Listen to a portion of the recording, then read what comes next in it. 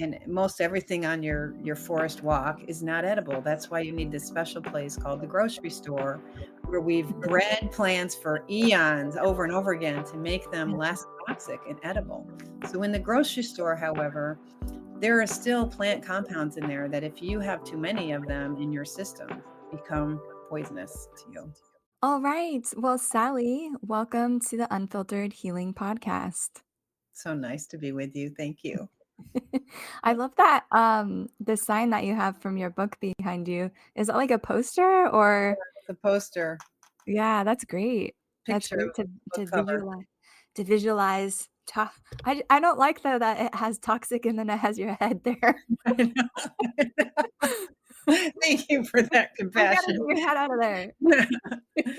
Yeah, it's kind of a harsh, title we came up with at the end there, to try to just simplify the message, uh, Yeah. and make it real obvious. So It's very obvious, but also, you have to do that for people to understand and to be hooked into that. So, yeah, well, it's a pleasure to have you on the show today. Thank you so much for taking your morning. And I, heard about your work actually personally from a patient who's been working with you, and she was having just really amazing relief from the things that you were teaching her in really her whole life.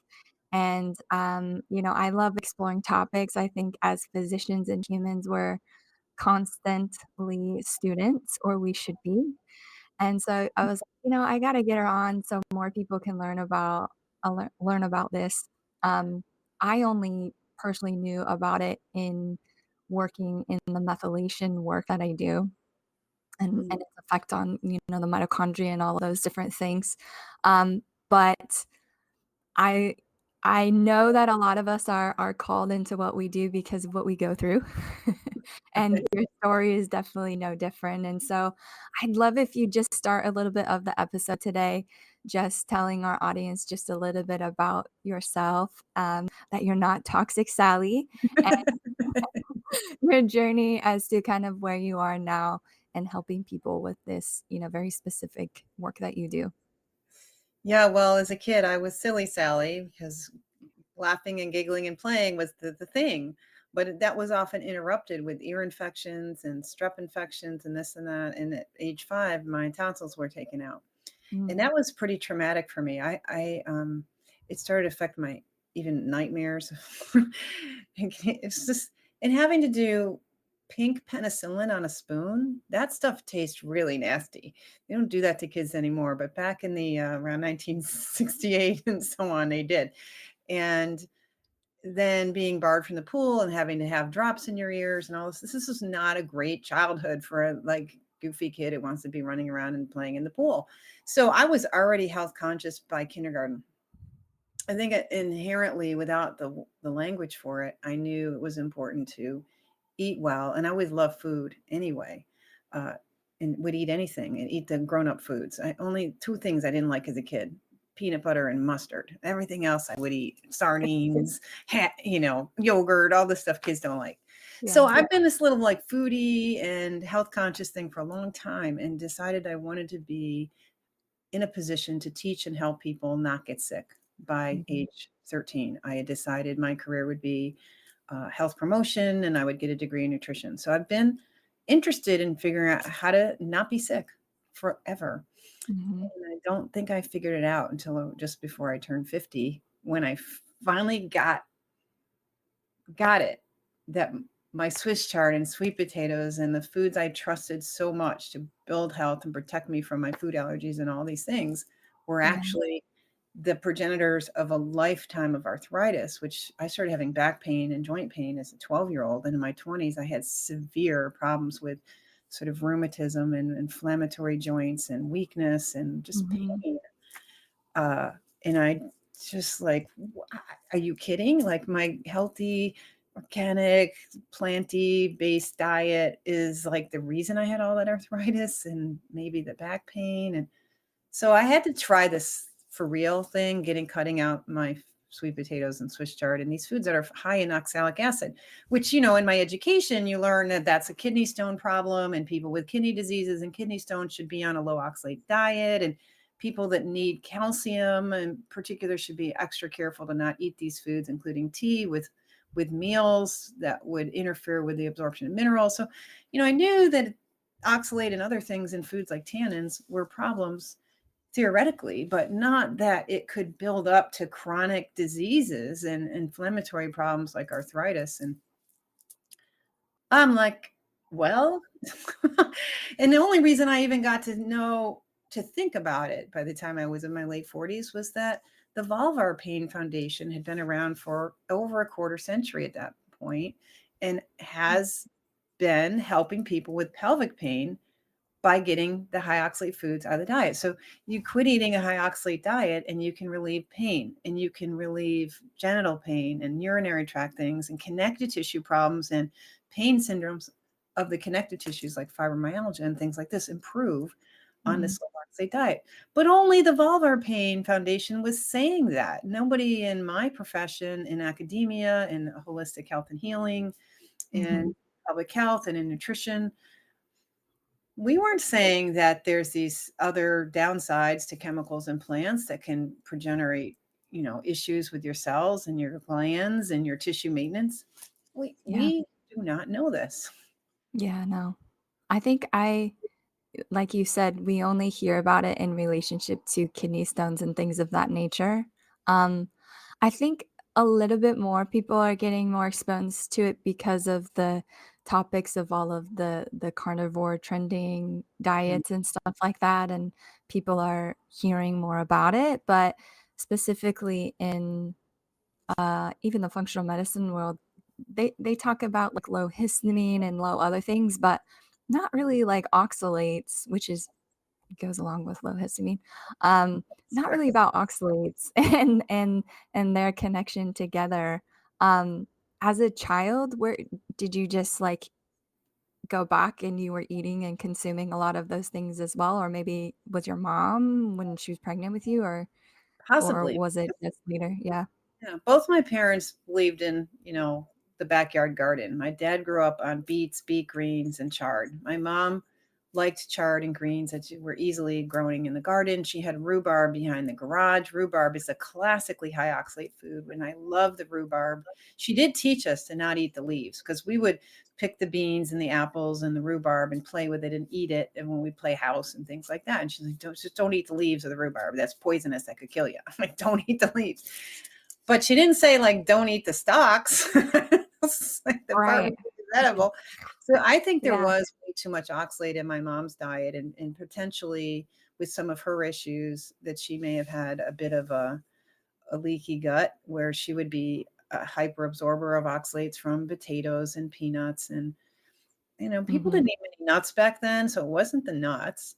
I think it was more even just Mhm. the summer greens where we would be very generous in eating beets and beet greens and things like that. So there was enough of that. It doesn't necessarily take the ridiculous amounts we're doing now with the smoothies and the green juices and the keto bread and stuff that's way over the top and almost guaranteeing poisoning Mm.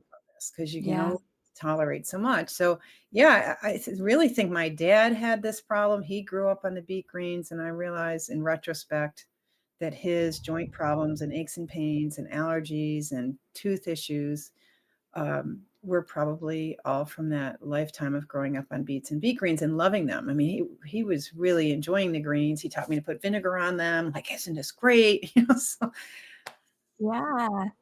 Well, a lot of people do. They love their greens. They love their green juices and their, veggie mixes and all of that stuff. And, it does taste good if you can do it the right way. But there's just the topic of awareness that we want to talk about with those things. Too right. much of a good thing or, too much of something is not always good. Um, and I think it's important for the listeners who may not have heard of this too much about what we're talking about yet before we go into, um, you know, the role of what oxalates can do, not just in kidney stones. Can you just touch on a bit about what oxalates in themselves are and what their role is specifically in the body? Yeah, so oxalates is a word that represents a number of versions of this compound that's a derivative of oxalic acid. And oxalic acid dissolves in water and has a negative charge on it and can drop another proton and have two negative charges on it. So it's a really tiny molecule, it has two carbons and four oxygens, which is an incredible ratio of oxygen to carbon, which probably helps to fuel some of its behaviors. But oxalic acid is easily formed in nature because it's a degenerative product of oxidation. So even clouds with pollution in them in big cities produce Mm, oxalic acid. And it turns out, we have an acid rain problem that started in the 70s and 80s on the East Coast that affects the mhm, Adirondack Mountains of New York State, and the kind of eastern states are affected by pollution generated from electricity generating plants and power plants of other kinds um, in the wow. Midwest because Mhm, that pollution produces oxalic acid. And so part of the problem of acid rain is oxalic acid in the sky. So it's just a compound that's easily produced in nature. Like it just spontaneously erupts out of things like vitamin C degenerates into oxalate. And plants like to make oxalic acid because it helps them do many things, including hold on to and manage calcium. Calcium is really critical for how cells work, whether you're a plant or an animal. yeah, Calcium is a very important little ion that the cells use in order to manage themselves. Calcium is literally the messenger that tells the cell what it's doing. It says, one part of the cell will put out a little calcium, tell the other part of the cell what to do. Get me some sugar, get rid of some sugar, make me some insulin, do something here. Like the mhm, calcium is this critical ion. And so plants, just like humans, have to manage their calcium well and have healthy cells. So oxalic acid likes to grab calcium. Very much so, like, it becomes calcium oxalate, which is what a kidney stone is made of. You can't make a kidney mhm, stone if you don't have the oxalic acid, because mhm, 80% of all kidney stones are built of oxalic acid and calcium and other minerals, and they usually call that calcium stones and ignore the yeah, fact that oxalate is the main ingredient. Calcium's sort of the innocent bystander that gets caught up in it. sure. Yeah, so the plants make it as oxalic acid, and then they'll build calcium oxalate crystals, and they use those crystals for lots of different things, including self-defense. Some of those crystals are built like double-pointed spears. They're literally like weaponry that they can shoot out of the cell when the cells are getting damaged. Somebody's trying to chew on them, a caterpillar or something. You can shoot Mm, these crystalline arrows. They're like glass or quartz arrows made of calcium oxalate that can mess with that caterpillar and say, "Quit eating me." sure, So it's really interesting. And then it uses oxalic acid to create peroxide to help fight molds, and uses mhm, the crystal shapes to do other things. It's really interesting and helps the seeds have enough calcium when they're germinating so that the calcium can be a cofactor in enzymes and the seeds can grow into plants. So the plants make a lot of it, and some plants have so much of it, they're very poisonous. Dieffenbachia is a house plant that you see in the malls. Your child, your dog, or whatever eats that, and you're in big trouble. You can have mhm, severe allergic reactions to the damage it causes and become deaf and maybe lose your ability to breathe. It's wow, so toxic, yeah, all that inflammation. So certain plants are so high in chemicals like oxalate that you can't eat them.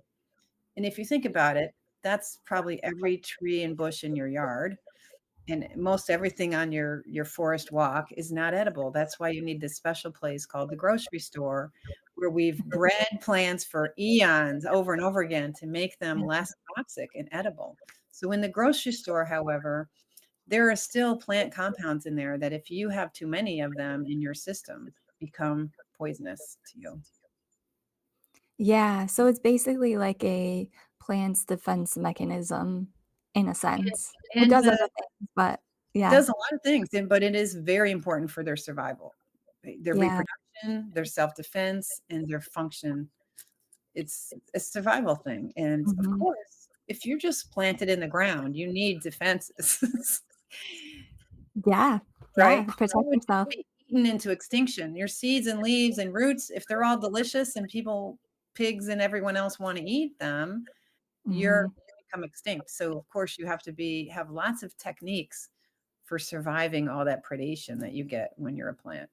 Yeah, and that's so fascinating also what you were talking about, like, even in the air pollution, that that can be a source of that, like, just people breathing it in or it getting into, like, the soil and water, that type of thing, because that happens. Potentially, Yeah, potentially. It hasn't been studied, like, what's human exposure to the oxalate from the air. It's just generally that that's contributing to the toxicity of polluted air.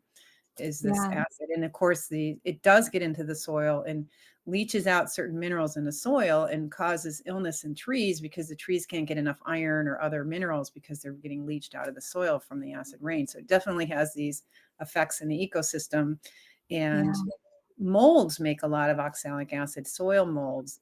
The ones in the soil, they have crystals all over their hyphae in the ground, and they're managing calcium in soil. mhm, Soils are loaded with calcium. So it's the where it is in nature is everywhere in your clouds, in your dirt, in your trees, on your yeah, plate. And yet we don't even, most people have never heard the word oxalate or oxalic acid. But if they have barkeeper's friend under their kitchen sink, that powder uses oxalic acid to clean your sink. It can mm, chelate the heavy metals and the gunk out of a surface and remove rust and bleach things, not just your sink, but your patio, your engine, your leather, your fabric. It can etch yeah, metal.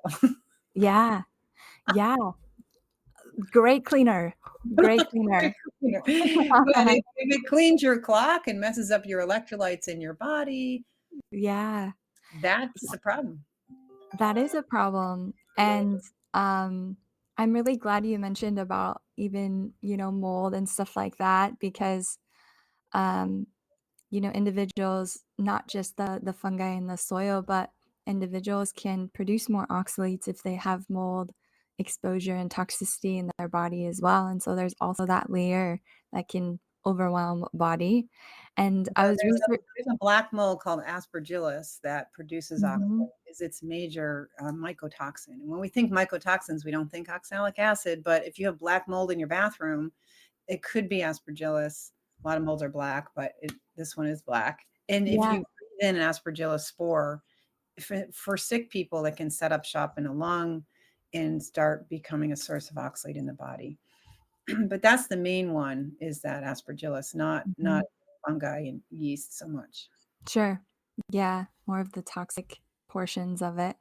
And even when I was researching, uh, glyphosate, what it does in the body in its replacement of the amino acid glycine is then the body can have an affinity to convert into oxalates as well. And so I wanted to ask you additionally, in what you know, is it really just the oxalates in the food itself, or is it also what we've, done to these foods? Because I know specifically, the genetically modifying and all of the pesticides and stuff for some people, they've developed allergies and whatnot to specific foods, and it's not necessarily the food itself, but it's what we've done to that food and Well, modifying you can ability. see that in, like, the progression of how we've developed wheat to the point of it's harder and Mhm, harder to digest because the mhm, protein size is bigger because they've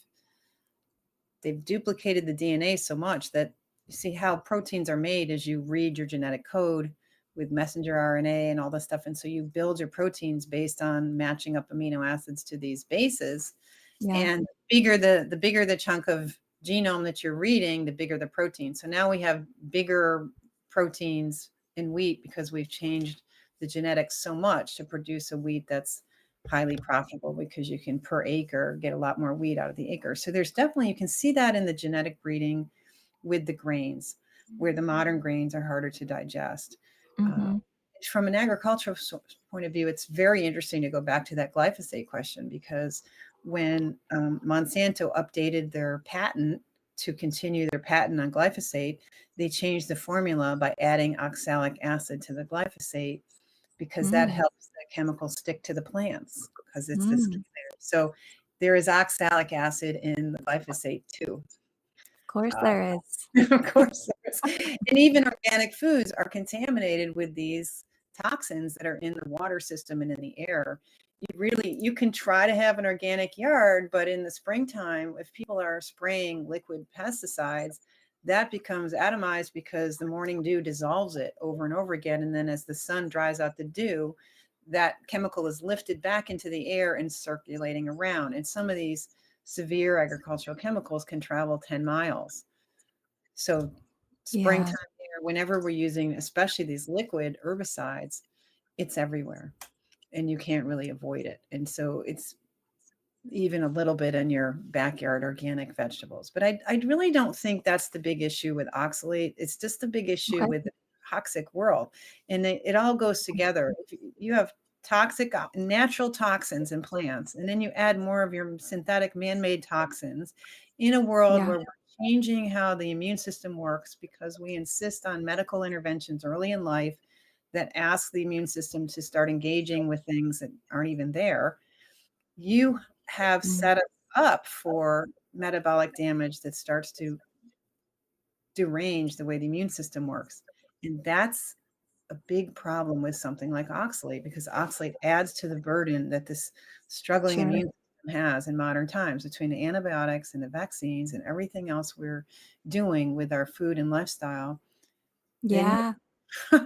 you've got this very vulnerable immune system now because of all these modern treatments, and you add in oxalate crystals that start to develop in the body. You see, because you that oxalic acid is what gets into your bloodstream, and then at some point it starts connecting with calcium and other minerals, and then those little molecules start precipitating out into crystals and create nanocrystals.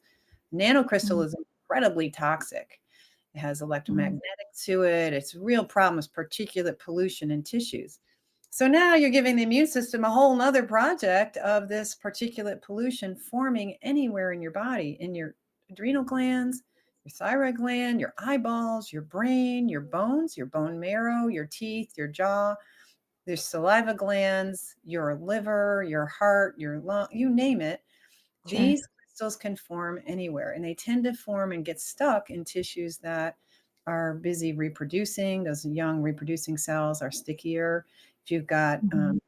vacuoles and debris from cells that just died or were damaged because you use that tissue all day because you're a marathon runner or a marathon typer or you're getting Mm. frostbite, wherever you've got tissue damage, those cells are less able to defend themselves, and this stuff starts sticking to that material in the body.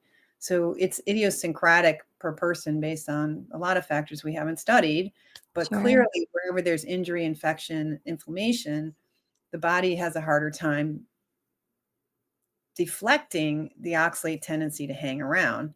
And so all you have left to do when those crystals start sticking to tissues is now you have to manage that with the immune system, and the immune system will come in and try to deal with those crystals, hopefully just kind of bury them and package them away.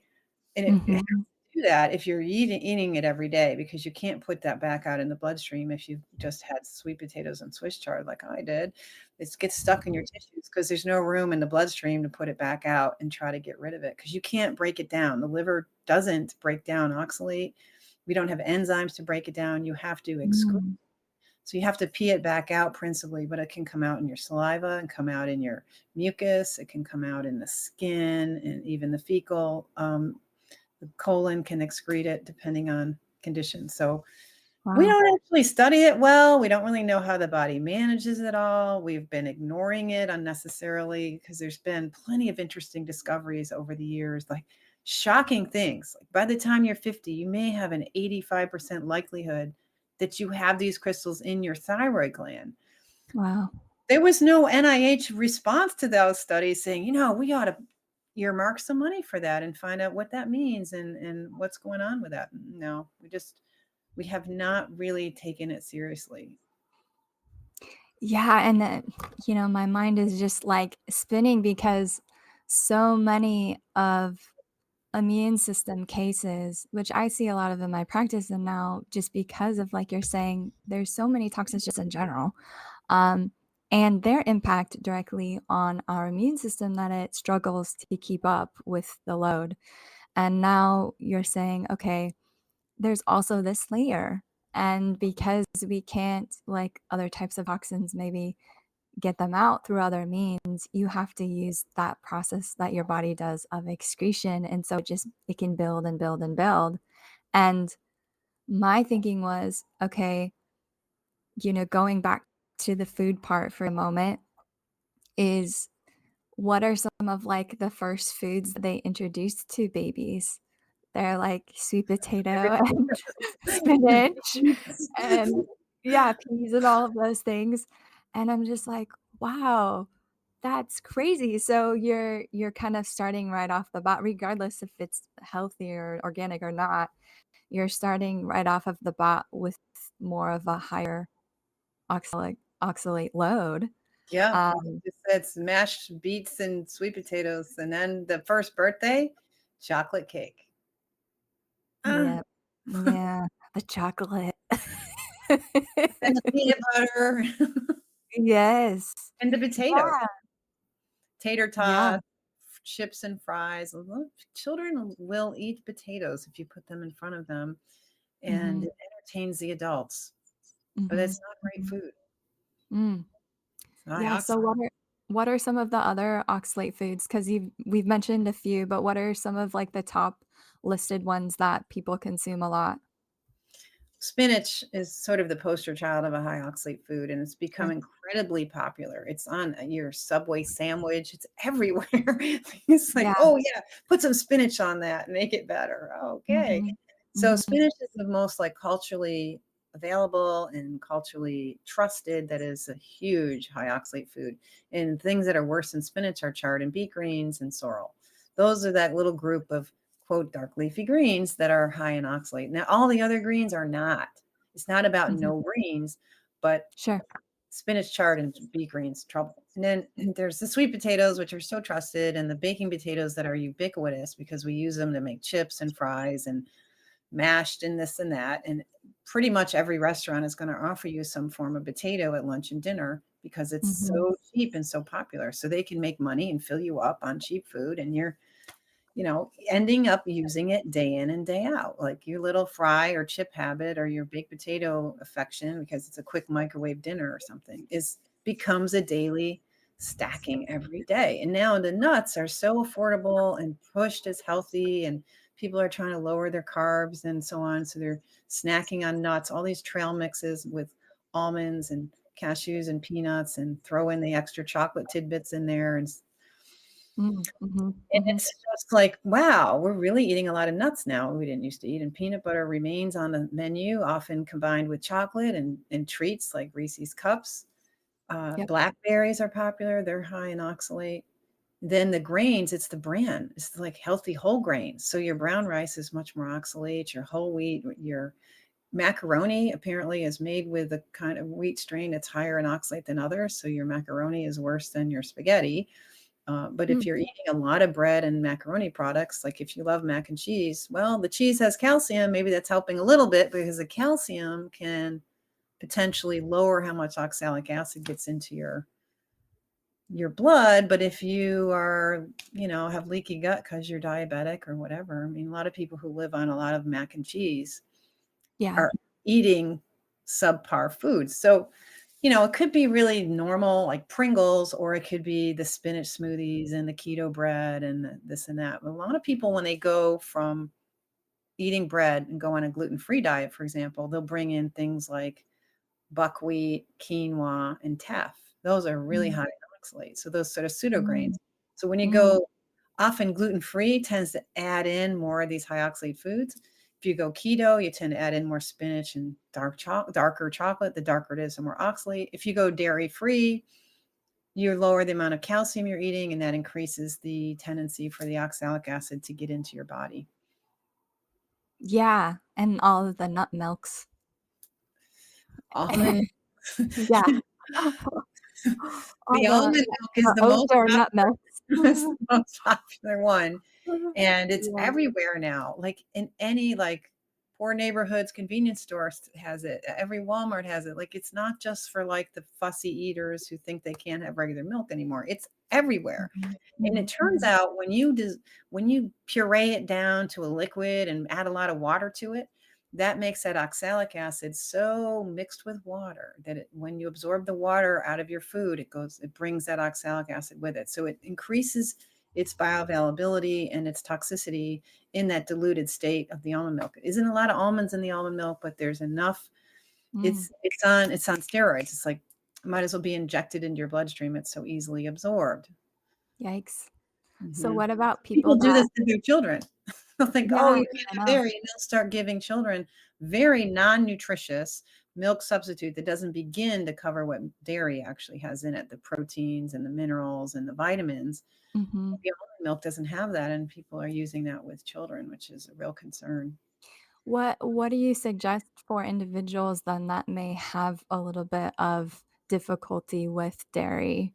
Like they've had some, specific testing and they just it really doesn't do well for them, but Even without the testing, mhm, I test like I'm fine on the test, it doesn't look like I have a dairy allergy, but every time mhm, I use anything other than butter that's a dairy food, my pain level goes up.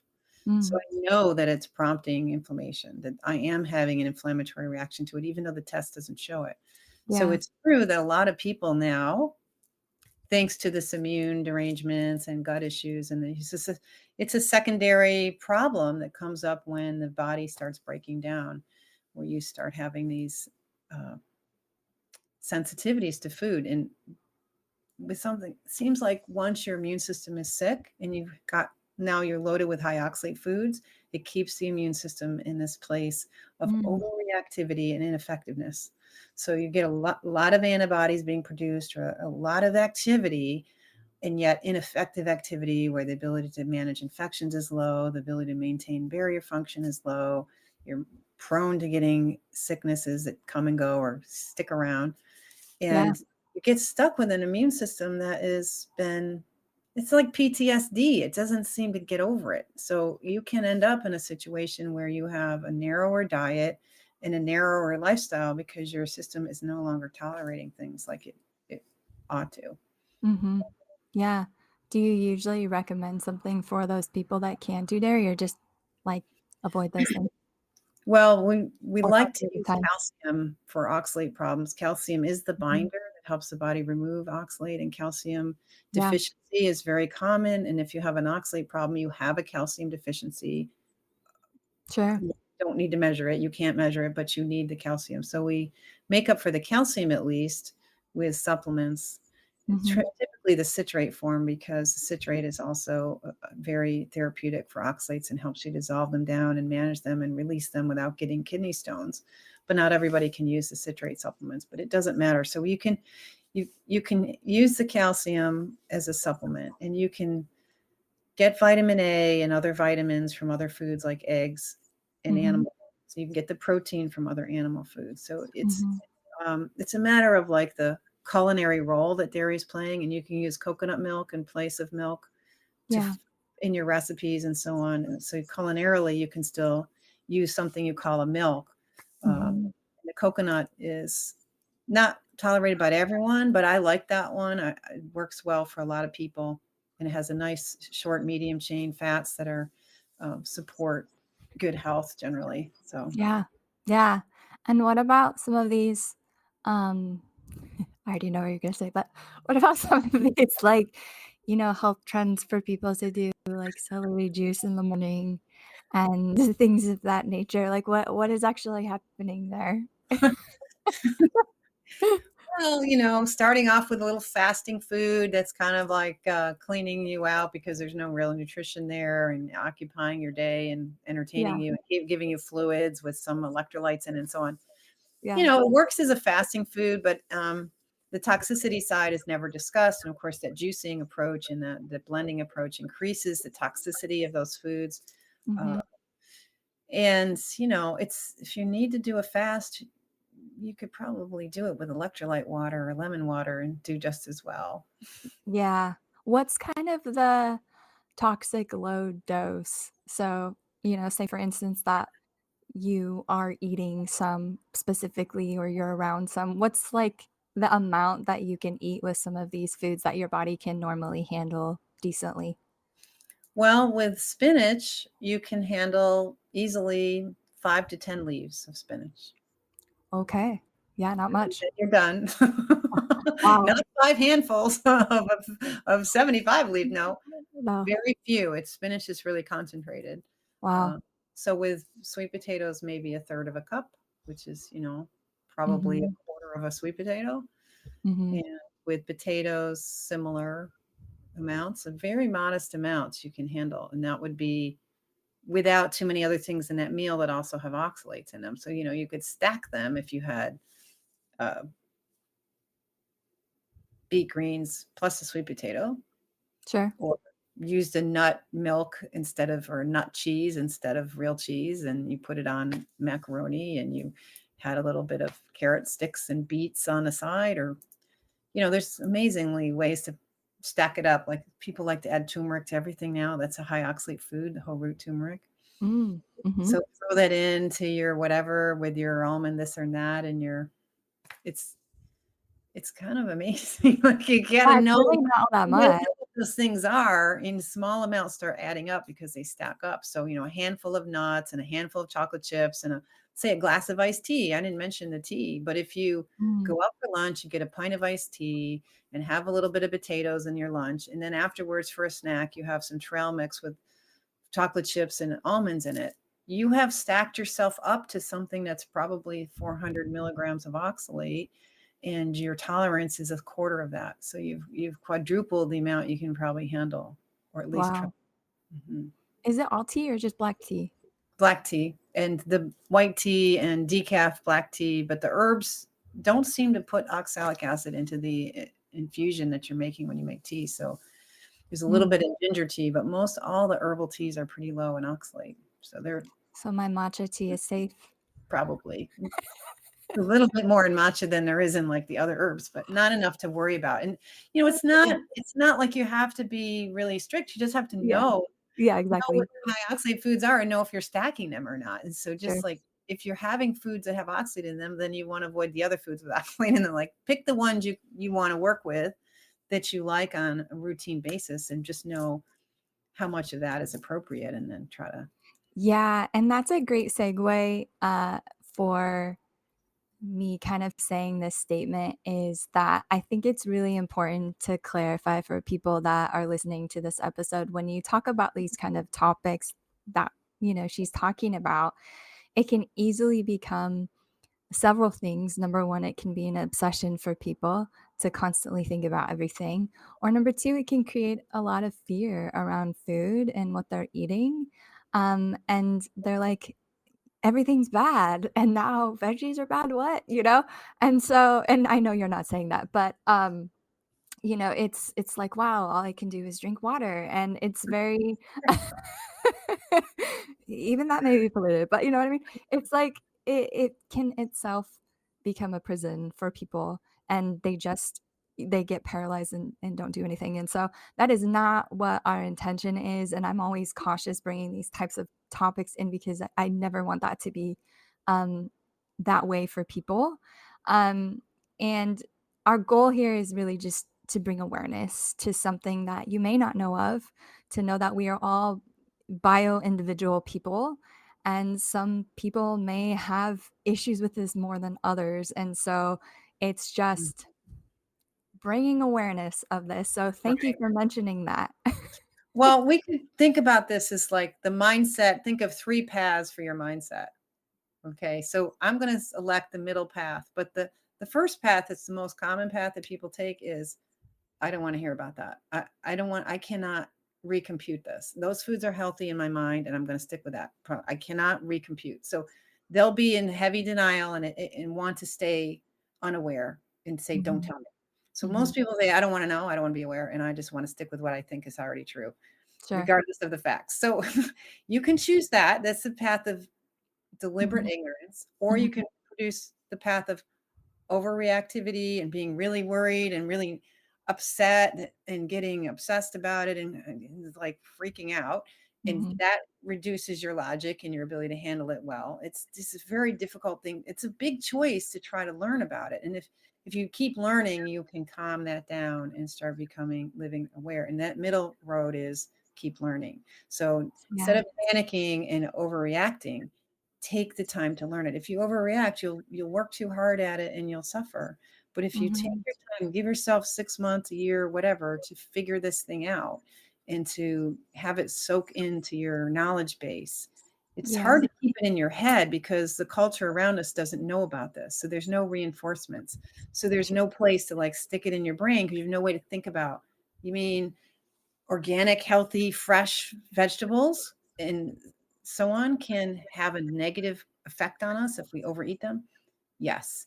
And getting your head around it does take some dedication. So you're not going to necessarily, most people, it takes time and you can't really remember like which is the high ones, which is okay. You can't keep that in your head. So the path of continuous learning Yes. is as rational as you can, Yes. is open, bright-eyed, you know, mindset, Mhm. that's would be the ideal path. And that's the rare person who really has the mental, emotional, and other kinds of space Intelligent. in their Yeah. life, to Mhm. focus on it. Because if you're sick, you're like, you don't have any brain cells left. You're having trouble learning, you're having trouble coping, you're just trying to get by in life, and it's hard to take the time to learn. So that's why I've tried to make resources that are easy, try to make the book readable. I have a data guide available for people that you can get from my website. I have group Okay. classes, there's free material on the website. So if you could just, So I don't know good. how you would do it, remind yourself to come back around to the topic and try to learn it. Maybe it's just going to be the big thing that gives you the life you want. This is sort of the fountain of youth that's free. Yes. Yeah, and it's learning about, your own individual body. It's so important because once you implement these things, you can tell, within a matter of time how you're feeling or not feeling, and nobody knows how you feel better than yourself. And so it's all implementing these things together. And It's a little tricky though. When I started this, I didn't understand it. And so I misinterpret it completely because mm, when I quit the high oxalate foods and then I would try the sweet potatoes again, and I felt better when I ate the sweet potato mm, or didn't feel worse. So I thought, huh, the kind of oxalates in sweet potatoes don't bother me. So I can have those kinds of oxalates. So I was justifying a sweet potato because I did not understand something really important. And if you don't understand this, it becomes mm, harder for you to interpret the symptoms, the coming and going of your symptoms without understanding this thing about the fact that you have probably a body burden of oxalates. mm, And mhm. when you stop eating them, that loosens up those deposits and potentially starts putting them on the move. And that's a toxic process. If you're dissolving down crystals and spewing oxalic acid back into your bloodstream again, Yeah. you're not going to feel good. So you are essentially eating your last 20 years of almond whatever and spinach whatever can come back to kick you later when you quit eating them. And so it's a little tricky just to go low oxalate and stay there. You might start feeling bad again if you're Mhm. kind of recirculating all that old oxalic acid in your body. Yeah, is that, like, referred to the oxalate dumping type When it gets really reaction? heavy, you get into some dramatic symptoms that can make you miserable, and, Susan Owens calls that dumping. That's this Mhm. heavy clearing that turns on a lot of inflammation and can cause tissue destruction, can Yeah. cause electrolyte disturbances, so you can get arrhythmias, you can start to feel like you're having a heart attack and a Wow. stroke. 'Cause really, oxalic acid will cause a heart attack called a heart block. It causes a dysfunction of the pacemaker because the Mhm. calcium it causes a hypocalcemia in the blood, and Wow. sometimes it causes hypercalcemia because the acidity and the lack of calcium will cause the bones to release so much calcium that you'll have hypercalcemia, but you'll have periods of hypocalcemia, and so with Mm. this fluctuating levels of calcium in the blood, which has to be kept in a very narrow range, can Mhm. cause a lot of symptoms and problems, and it's dangerous. Yeah, so people that's really important because people may be switching to, like, "Okay, I'm just gonna go carnivore," or whatever, trendy thing is going on. Um, that could be potentially very dangerous for them because they could feel better initially, but if they've been consuming a lot of oxalates in their or it's stuck in their body, then they could get all of these kind of severe reactions. So what what would kind of be like a general easing process? And maybe you speak about this in your book, so forgive me if you do, but what's a general like easing in process to for people to start as they're educating themselves and learning about, these foods and substances of like you talked about not all vegetables are unsafe. There's definitely some really high ones. And so what is like some easing in process that people could do instead of just going straight, into Yeah, I it? think it's important to kind of just assess your own diet and see what foods you're relying on that are high in oxalate and look at the top 5 or 6 of them and Mhm. select one to start reducing out of your diet so that there's a lot of reasons to go gradually. As you say, like we don't want people to be in this autotoxemia that's caused by the oxalate. Once, because really, I think what's happening is every meal raises the oxalic acid level in your blood, and that Mhm. tells the body that it can't release it. So that keeps the body holding on to it. And if Mhm. you have that day in and day out, it just there's always this level. But when you stop eating it, the level of oxalate stays consistently low for a couple days. And 3 or 4 or 5 days later, the cells are like, "Oh, let's change our program. Let's quit holding it. Let's release it." So by going slowly, you can kind of prevent and keep enough oxalic acid in the bloodstream coming in from the food where you don't encourage that, but also you're not going to change your microbiome dramatically if you're just reducing one food somewhat. You're not going to Sure. change your lifestyle that dramatically and get all confused about what's for dinner and get Mhm. all flustered. So if you just think of like one ingredient to start with, whether it's your peanut habit or your nuts or your potatoes or your Swiss chard, that's an easy one to give up, don't you think? Yeah, no, I haven't eaten that in, like, years. So start with one of them and get used to that, get your body adjusted to it, try another one and work your way down out of what I describe in the book as a danger zone. Once you're over 600 milligrams a day, you are in a danger zone, a dangerous level of consumption. Bring it Mhm. down to maybe a high oxalate diet of 300 milligrams. That's still a very high oxalate diet, but it's a lot safer than 600 or 1,000. One spinach smoothie Right. usually about 1,000. One small portion of Swiss chard is about 1,000. Wow. So you could come way down if you cut out the Swiss chard, way down from like you might have been at 1,500 on average because of your Swiss chard. You cut out the Swiss chard, you're down to 500. That's a huge improvement. And then Yeah, come down, if you could come down to what the researchers think you are eating, they all think you're eating 100 to 150 milligrams a day. That's normal. That might be a good level to come down to. yeah. And I don't think that's like phase one is in the book, like get out of the danger zone. yes, basics. I think Swiss chard, getting rid of that is very easy. I think, getting rid of or lowering chocolate for people is going to be, more difficult. Um, But just snap that piece in half and leave half for tomorrow. That's the place to yes, start. yes, yes, absolutely. What are some of, like, your top other than, like, animal proteins and stuff, because we know those are all great, what are some of, like, your top 3 or 4 go-tos that you still like and consume that are more lower oxalate? Well, I would say it's really individual for what Mhm, how the body's doing and what you tolerate. You may if you're really sick, you may not tolerate high fiber foods and may need to, like, rely on juices and white rice and mm, simpler foods. But if you have no health problems, stick with your romaine lettuce and all the other greens and do whatever you like with them. They're fine. mm, uh, modest amounts of tomatoes, just don't overdo them. Cucumbers and that whole cucurbit family, which is the winter squashes, zucchini, and the melons, right? yeah, Cantaloupe and honeydew and all those. So that whole cucurbit family, that's the cucumber and friends, is all low oxalate. The cabbage family is all low oxalate, and a huge amount of vegetables are in the cabbage family, yeah, arugula and turnips and rutabaga and what is it called? Just if you look at it, mustard greens, collards, turnip greens, mm, those are all great. Turnip greens are a classic green. They work a lot like the Swiss chard and so on. Mustard greens as well.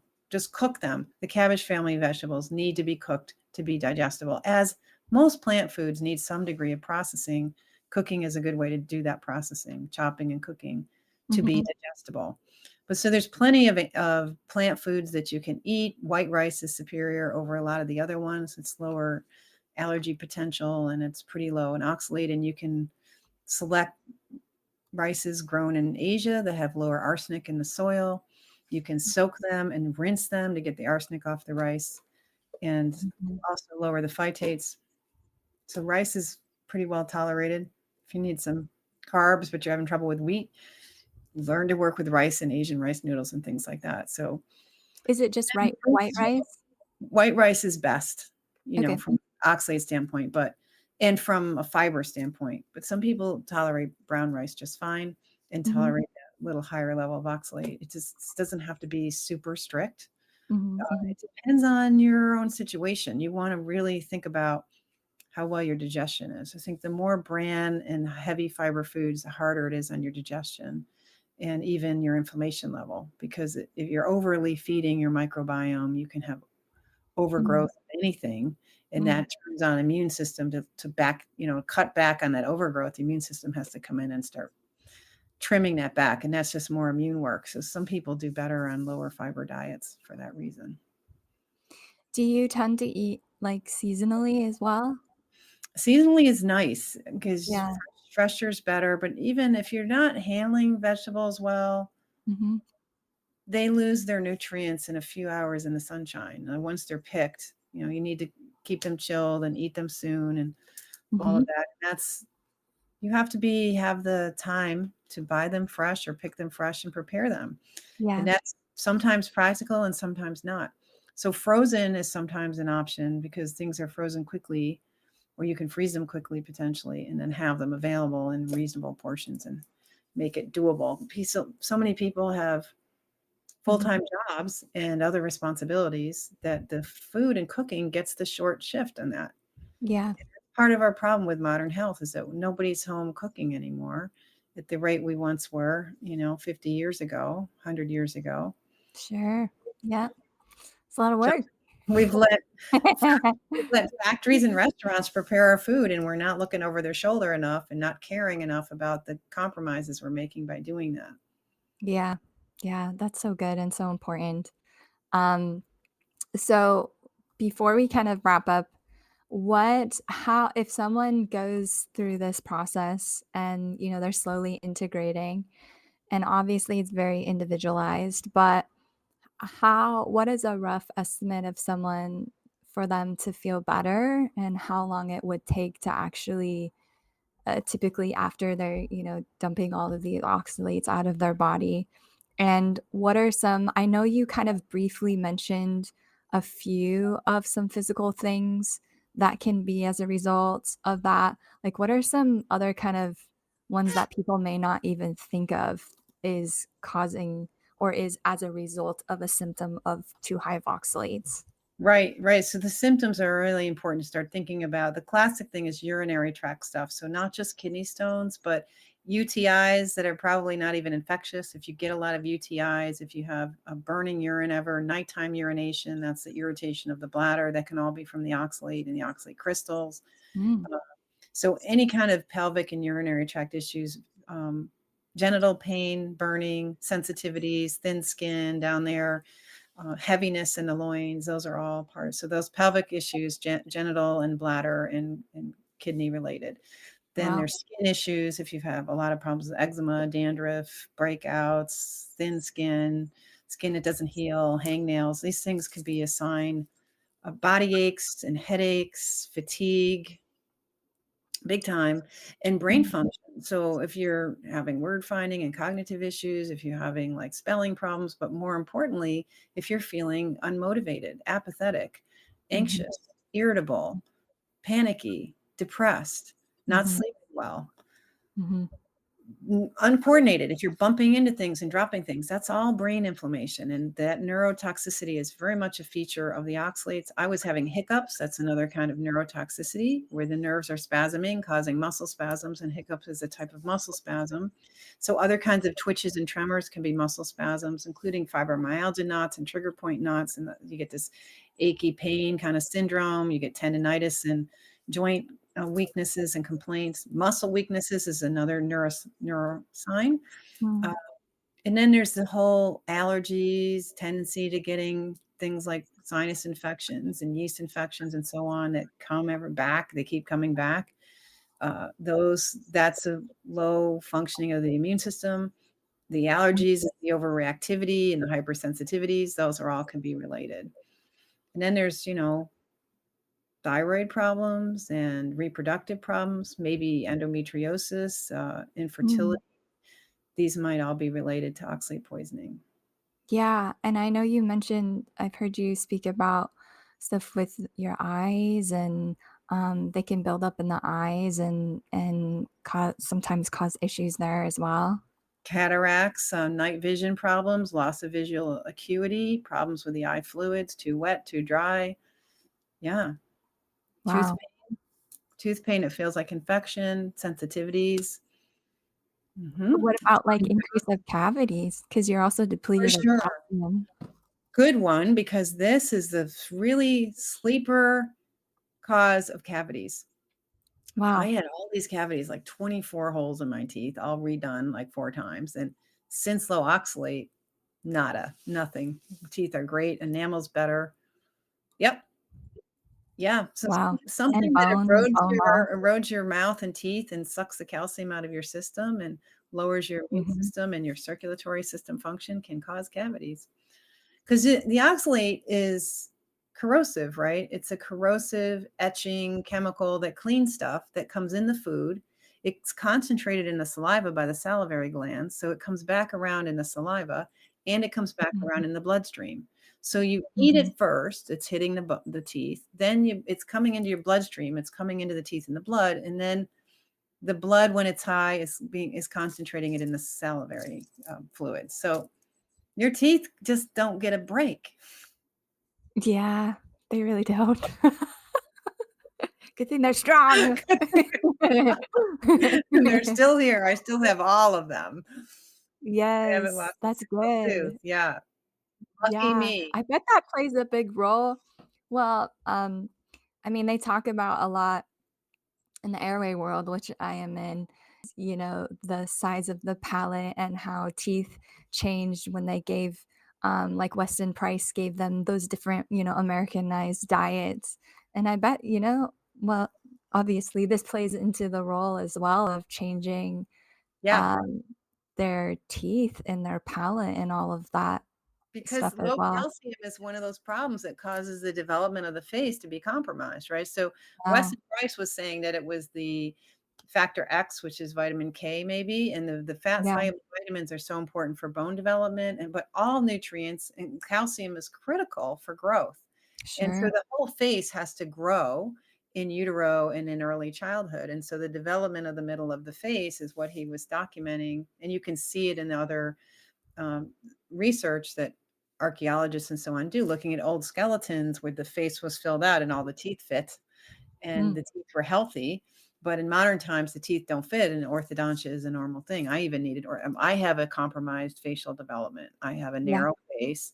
I mhm, don't. It's not filled out like it should. So luckily, my wisdom teeth are stuck way back here because they just barely fit in there. yeah, yeah. Wow, so fascinating. I love this so much. I know, we've already been here pretty much an hour, so I don't wanna take too much more of your time, but, where can people find out more? Obviously, your book is behind you, so do you wanna shout out your book and information where people can learn and reach you and maybe work with you as well? Yeah, please come to my website, sallyknorton.com. And there's a lot of free information. Look through all the pages in a blog, tons of stuff there. Go into the support area where you can find downloads. Many of them are free. You can download the PDF version of the data companion that has all this data that's telling you in a Wow, color-coded way where the oxalates are in foods, and it's very variable. You can get wow, this print on demand and have that shipped to you. There's a PDF cookbook that's going to be like this as well. It's been there quite a long time, and just tons of information. You can check me out on YouTube. I have a little YouTube channel, and there's stories being shared there, testimonials. It's inspiring to hear people share their story and what they've been through and how they're yeah, trying to escape the mistakes they've made from lack mhm, of knowledge. So YouTube, and then there's a Instagram. There's some posts there and conversation going on Instagram. But start and end with communicating with me through my website. How long did it take you to write your book? A long time. Yeah. I I spent years dragging myself to the library. That's what I would Yeah, love to do more of, is to spend time reading the literature and thinking sure. hard, 'cause there's a lot of good thinking that needs to happen. It took Yeah, years. It took me 3 years to write the book proposal and get an agent and get a contract with a publisher, and then another year and a half to finish writing the book, and then yeah. another year and a half to get it out in publication. It takes a while. So, the whole I process know. is I've about an written a book, 8 it's a or lot. 9-year process. Yeah. Yeah. Yeah, And well, this it's a one was labor of over love. 5 years of researching and writing a database and all of that. Yeah. Yeah. Wow. That's a labor of love, people. You should definitely take advantage of, all of that time that she spent doing that, and some of that is for free. That is an amazing gift. So we just thank you so much, Sally, for your gift and for your knowledge and sharing, what may not be the best mainstream information, but we just thank you and we bless you. And, I just speak that an increase over you in this topic and where you're going. Um, Thank you again so much. Thank Thank everyone for listening. I will definitely shoot all of your information in the bio for people to follow you and get her book, and learn more about how this could really affect you and increase the health and wealth in your body. So, thank you, everyone, again, and we'll see you next time.